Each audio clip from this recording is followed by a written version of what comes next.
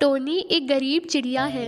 वो और उसके दो बच्चे बड़ी मुश्किल से अपना गुजारा करते हैं। टोनी बाजार से सामान लेने जाती है। कल्लू की दुकान में आज ज़रूरत से ज़्यादा ही भीड़ है क्योंकि कल से नवरात्रे शुरू होने वाले हैं। मुझे पूजा का सामान दे दो और 2 किलो मिठाइयाँ भी। कल्लू मिठाइयों में मिलावट करता है, पर आसपास कोई मिठाइयों की दुकान न होने की वजह से सब वहीं से खरीदते हैं और कल्लू इसका फायदा उठाता है। ये लो अपनी मिठाइयाँ, पूरी 2 किलो है। कुकू मिठाइयाँ लेकर वहाँ से चला जाता है। टोनी चिड़िया पीछे खड़ी होकर सबके जाने का इंतजार कर रही है क्योंकि उसे उधार में सामान लेना है। सबके सामने उसे शर्म आ रही है उधार मांगने से। ऐसे धीरे धीरे सभी ग्राहक दुकान से चले जाते हैं। तुम्हें क्या चाहिए टोनी चिड़िया? मुझे कुछ चावल चाहिए, पर मेरे पास अभी पैसे नहीं है। कुछ दिन में लौटा दूंगी।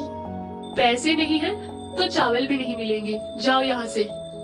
टोनी चिड़िया उदास होकर अपने घर के बाहर ही बैठ जाती है और देखती है कि उसकी पड़ोसन बुलबुल ने नवरात्रों का सारा सामान खरीदा है। मिठाइयाँ, फूल, फल, दुर्गा माता की मूर्ति, माला, और वो बड़े चाव से नवरात्रों की तैयारी में जुटी है।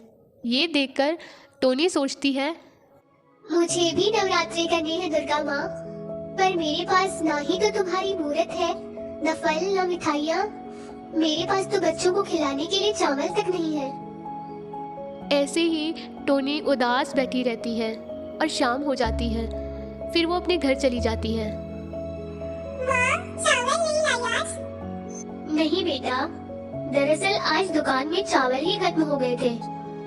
फिर हम क्या खाएंगे आज?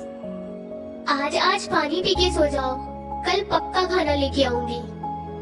फिर टोनी और उसके बच्चे सो जाते हैं। रात को टोनी को सपने में दुर्गा माँ दिखती है। टोनी, नवरात्रों का मतलब मेरी मूर्त को पूजना नहीं होता। इसका मतलब बुराई पर अच्छाई की जीत होता है। तुमने अगर अपने आसपास की बुराई को मिटा दिया तो मैं समझूंगी तुमने मेरी भक्ति की है। फिर अचानक से टोनी की नींद खुल जाती है। फिर टोनी को सारी रात नींद नहीं आती है। वो सोचती रहती है कि उसके आसपास ऐसा क्या है बुराई जैसा जिसे उसे मिटाना है। फिर सुबह वो अपने घर के बाहर आती है।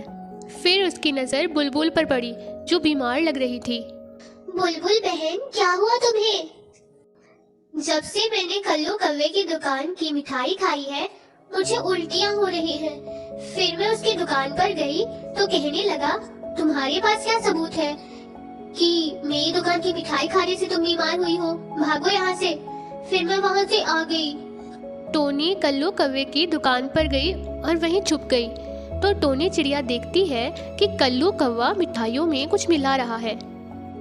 इससे मेरी कमाई दुगनी हो जाएगी और मैं इन मूर्ख पक्षियों को पता भी नहीं लगने दूंगा।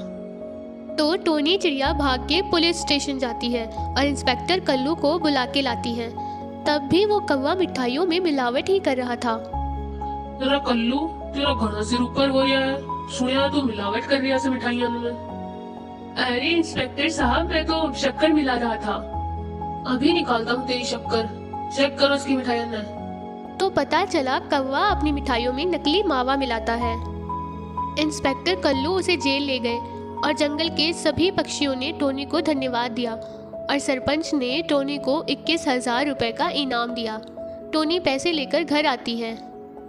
माता रानी, मैंने अपने आसपास की बुराई, कल्लू की बुराई से इन पक्षियों को बचाया और यही आपकी असली भक्ति है। धन्यवाद मुझे ये समझाने के लिए।